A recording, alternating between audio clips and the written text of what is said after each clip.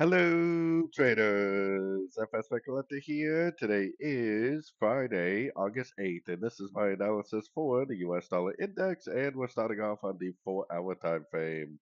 So on the US dollar index, pretty much all week, ever since we had this big turn down last Friday, I've been saying that this looks like the end of a WXY.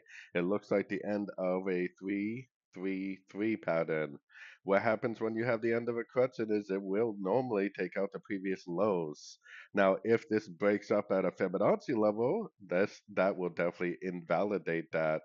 But we definitely do not have a break of structure up at a Fibonacci level. This is definitely still lower highs, lower highs. So I personally would still be looking for shorts on the dollar via the dollar pairs themselves, which means I'd be looking for longs on the euro, the pound, the Aussie, the Kiwi. I would be looking for shorts on the dollar CAD, dollar Swiss, dollar yen. And gold doesn't really follow the dollar really that much, but I definitely would be bullish on gold still also.